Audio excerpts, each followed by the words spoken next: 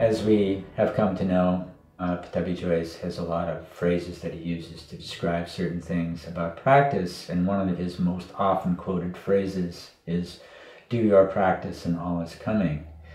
But unless we really sort of see this from his perspective, in other words, you have hundreds of students coming to you every day saying, "Guruji, when am I going to find this? Guruji, when am I going to find that? When am I going to have Narayachasana D? When am I going to have enlightenment? When am I going to have Navasana? When can I move on to my next pose?" And what does he say to them? Do your practice and all is coming. So he's not just saying, do your practice blindly, banging your head against a wall, breaking your knees. That's not what he's saying. He's actually saying that stay in your practice, and as you continue practice, the fruits of your practice, the fruits of your labors will come to you. It's such a different meaning that's often rendered.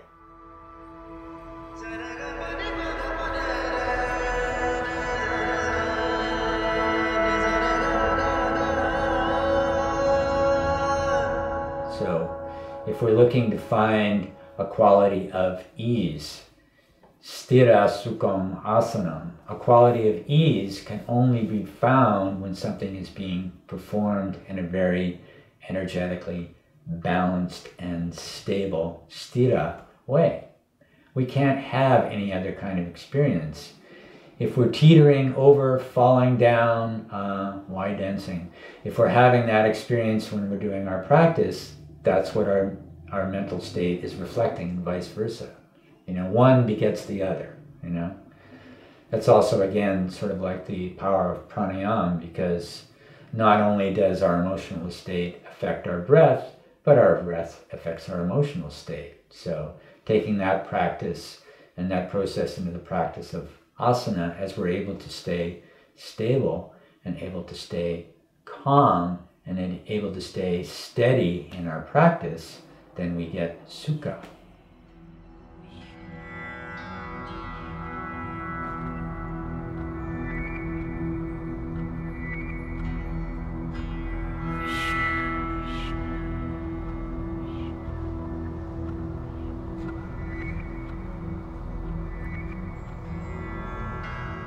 Not necessarily. And I think that's sort of, part of the problem. Possibly, but it's not a guarantee. And it's another thing that's basically throughout the Yoga Sutras, is that we don't get attached to either the bad or the good. So if we start to get attached to the fact that I'm pretty good at this stuff, look at me, look at my poses. If we start to get attached to that experience, what happens when we can no longer express at that level anymore? If everything is built into that, everything is built into the physical, everything is built in my ability to do lotus pose and handstand, what happens when I can't do that anymore? And as a matter of fact, I have a few sad tales to relate about possibly people that have taken their lives because they couldn't do their practice anymore. I mean, to me, that is so far off the mark of the practice of yoga that, that's where the nature of guidance from philosophy is absolutely essential.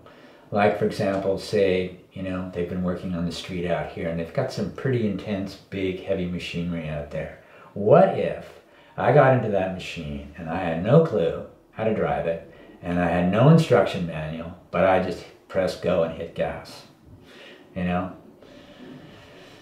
So, unless that process is informed somehow, how can it really take us to this place of union, which we're supposedly looking for? I always find the great irony is that it's actually right there in the words. Yoga means union. Union means uniting. By being caught up in pride in our own accomplishment, what are we doing? We're separating ourselves from others. We're separating ourselves from the process. We're taking ownership over something that was never intended to be owned. It was something that was intended to be shared. It's the shared experience that we're ultimately looking for, because that's our original state, Purusha. So that's where I find that, the reading is essential. Like, often the experience is, okay, now I'm doing this practice of yoga, but somewhere it's starting to occur to me, maybe there's more to this than what I'm actually doing. And so if your teacher is saying to you, no, it's just this, just do the practice and all is coming, you can see how, once again, this phrase can be easily misrepresented, you know, because he's talking about the totality of your practice, and the experience that's coming is samadhi, which is a very different experience than someone who's very full of pride and as a matter of fact, you know, we've talked a little bit about the flow of energy and managing that flow of energy in a graceful kind of way. I sort of feel that if we don't continue to evolve, that energy will start to back up on us.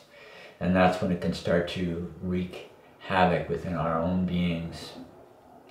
I don't think we have to go very far to find a guru who's kind of messed his community up by acting inappropriately within the community. You know, because the guru's job actually is to orchestrate everybody's energy to a higher purpose. As all humans, we might fall at times, but ultimately, as a teacher, as a guru, this is what our aspiration really is. There's also another interesting aspect that I think can kind of validate the experience, and possibly the only one that truly can, is that if the guru is capable of orchestrating the experience and the energy, then that combined energy is something that can become very powerful.